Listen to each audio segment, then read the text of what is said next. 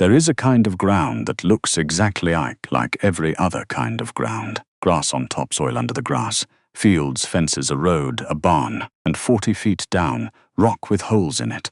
Not cracks, holes, rooms, some of them, dissolved out of limestone over a few 100,000 years by water that was very slightly acidic and very patient. You cannot see them. You cannot feel them. You can drill a hole 20 feet from one, and your drill will tell you the ground is solid. The people who live on that ground learn it anyway.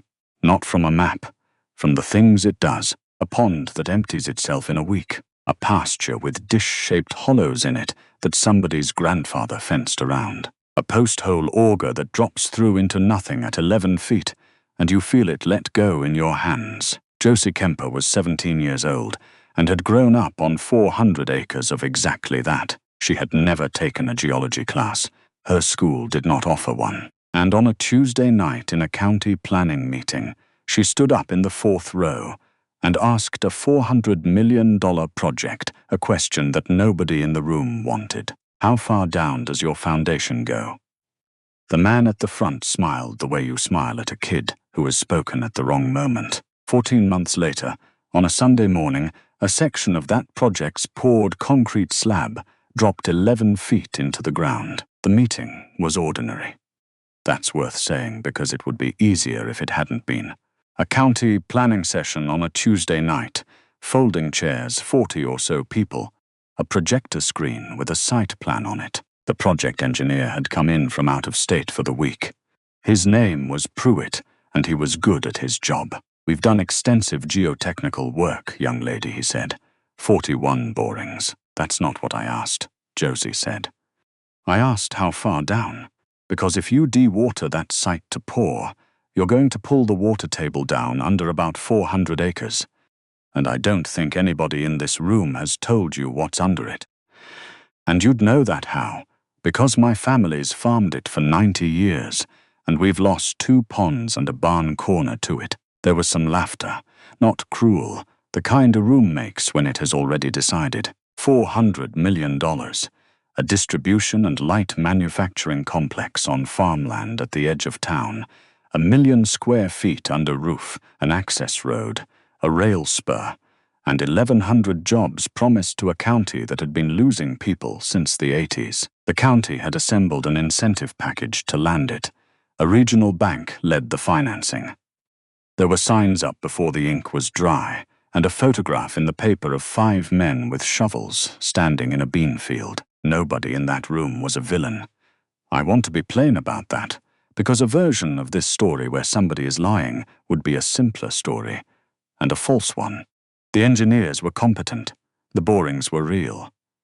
The commissioners wanted work for people whose children kept moving away, and they wanted it badly enough that a question from the 4th row felt like an obstacle rather than information. What Josie had was not education. It was a childhood on ground that behaved strangely, and 2 generations of men who talked about it constantly without ever using a technical word for it. The Kemper place had holes in it, not sinkholes in the dramatic sense, nothing that swallowed a truck, dish-shaped depressions in the pasture, 20 and 30 feet across, grassed over, some of them old enough that her great-grandfather had built a short section of fence around 2 of them and left it there. 2 of those dishes held water part of the year, and then, on their own schedule, they drained, completely, in about a week. She had watched it happen since she was small and had assumed every farm did that. There was a spot in the corner of the north field where the auger on the back of the tractor would drop through into nothing at about 11 feet. Her father knew exactly where it was and drove around it. There was a barn, the old one, before her time, that had cracked at one corner and been pulled down rather than fixed. Nobody in the family described it as a mystery. It was just the reason there was no old barn. And after heavy rain, if you stood in the low pasture near the fence line, you could hear water running underground. Not seeping, running the way water runs in a pipe. She found out that this was not normal when she was 15, in the public library, looking up something else entirely. The word was karst. Limestone bedrock, dissolved slowly by mildly acidic groundwater over hundreds of thousands of years, until the rock underneath is not solid at all. It's a maze, channels, voids, open cavities, some the size of a bucket and some you could park a truck in. That was what was under her family's farm. It was under most of that county, in fact. According to a state geological survey map, she photocopied at the library for $1.20 and kept folded in her backpack for 2 years. She read everything the library had, which was not much, and then everything she could find online, which was more. And she kept coming back to one detail, the one that turned this from an interesting fact about her home into the thing she could not let go of. In karst, many of those voids are not empty. They are full of water, and they are partly filled with loose sediment, clay, and sand that has washed down into them over centuries and sits there, held in place, supported in part by the water pressure around it. Take the water away, and you take away the support. The sediment begins to migrate down into the void. A cavity starts to open upward, underneath the surface, unseen. It can grow for months. The soil above it spans the gap the way a roof spans a room, getting thinner and weaker, and then one day the roof cannot span it anymore. It does not sag first. It does not give warning. It goes all at once, and what was a pasture is a hole. The project needed to dewater the site. Almost any large build on wet ground does. To excavate and pour below the water table, you have to pump the groundwater down and hold it down while you work for months on a site that size. It is completely routine. It is done constantly, everywhere, almost always without incident. On karst, it is a different proposition, and this is not a fringe opinion. It is in the state's own published guidance. It is in the geotechnical literature. Sustained dewatering in mantled karst is a documented trigger for cover collapse sinkholes with dated case histories, construction sites and quarries where months of pumping were followed by clusters of new collapses, some of them well outside the pumped area. Josie could not tell anybody where a sinkhole would form. She was very clear about that at the time, and she's clearer about it now. Nobody can. That is the entire nature of the hazard. The voids are invisible from the surface. A boring program hits some of them and misses others, and a boring 20 feet from a cavity tells you the ground is fine, because at that spot it is. What she could say was narrower and, she thought, harder to dismiss. They were about to pull the water table down under 400 acres of ground that had already, within her own lifetime, swallowed 2 ponds and the corner of a barn. Tell me where you're watching from. I read every comment that comes in. And if you have ever been the youngest person in a room that had already made up its mind, stay with me, because you already know how the next part of this went. She did not just stand up at one meeting. That part gets flattened in the retelling, and it matters. She wrote to the county planning office in March and received a form response in April. She called the state geological survey and got a helpful man who listened for 20 minutes, agreed with her, and explained kindly that his agency's role in this was advisory, that they had already filed written comments on the project, and that those comments had been received and acknowledged. He did not say the rest of the sentence. He didn't have to. She went to the county courthouse and pulled the well records for a 2-mile radius, every drilled well, its depth, its yield, and any recorded problems. She built a map of every well that had gone dry, gone bad, or been re-drilled. There were more than she expected. She put all of it in a spiral notebook, in order, with the survey map folded in the back. She was 17, and it took her 4 months. Pruitt answered her in the room that night, and his answer was not stupid. He said the geotechnical program met the standard of practice for a project of that type. He said that voids identified in the borings had been grouted. He said dewatering would be monitored with observation wells. He said the foundation design accounted for subsurface variability. Every one of those things was true. Not one of them was an answer to what she had asked, which was about the 400 acres around the site rather than the site itself, because a cone of depression from sustained pumping does not stop at a property line. He was not being evasive. I don't think he heard the question. It came from a teenager in a hoodie in the 4th row, and it arrived in his ears as an objection to be handled rather than a fact to be checked. Afterward, in the parking lot, a county commissioner caught up with her. He told her she had done a nice job speaking up. He said she was clearly a bright kid, and that she should think about studying engineering, and he meant it, warmly. And then he got in his car and drove home and voted, 3 weeks later, exactly the way he was always going to vote. Pruitt did not speak to her at all. He had a flight in the morning. Josie says the laughing is not the part that stayed with her. It's the parking lot. Her father did not tell her to stop, and he did not come to the meeting. Ellis Kemper had farmed that ground for 31 years and knew every hollow on it.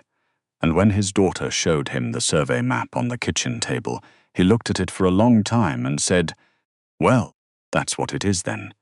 He was not surprised. He had simply never had a word for it and had never needed one, because knowing where the soft spots are is a farming skill, not a science. What he said about the meeting was this: they're not going to listen to a 17-year-old, and they're not going to listen to me either. I've been to those meetings.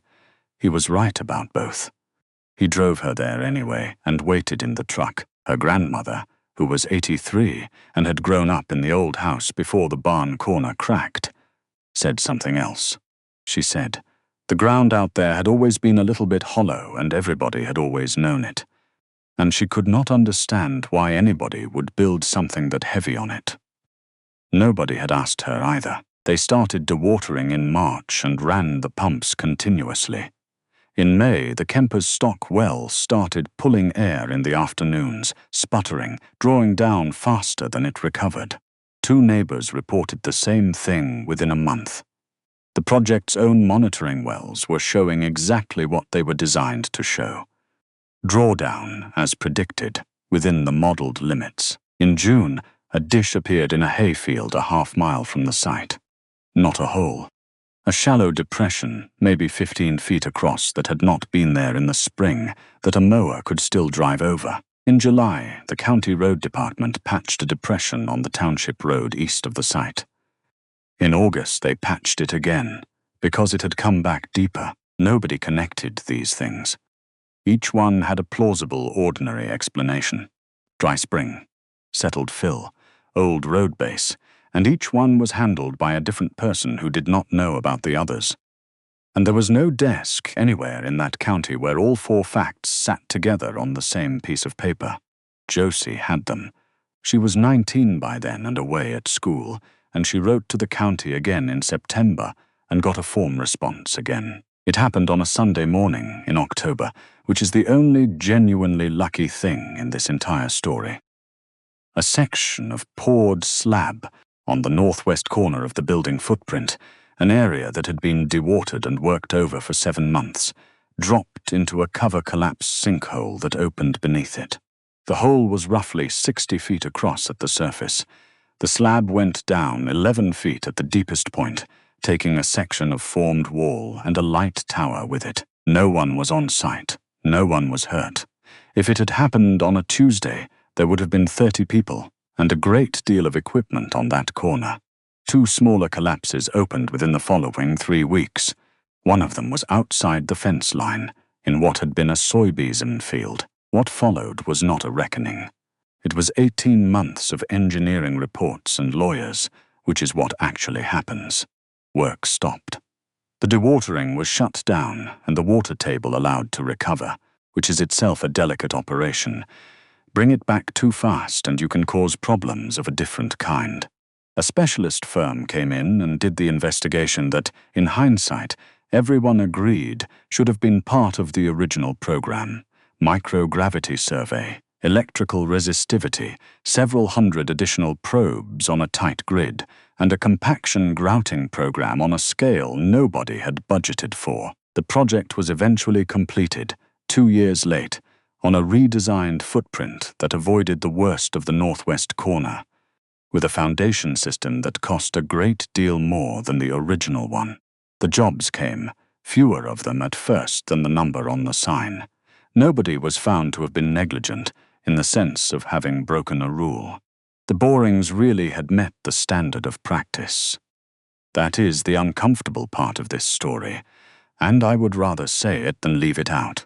The standard of practice was not enough for that ground. And a 17-year-old with a library book and a spiral notebook understood that before the people with 41 borings did. Josie Kemper is a hydrogeologist now. She works on exactly this, karst hazard assessment for construction projects. She is, by her own description, unbearable in meetings. She is not bitter about the county. She says the thing that stuck with her was never the laughing. And it was not Pruitt either, who she thinks was a competent man doing his job inside a system that did not have a slot for what she was saying. It was the parking lot. It was being told she was impressive by a man on his way to vote the other way. She keeps the spiral notebook in a desk drawer. Not as a trophy.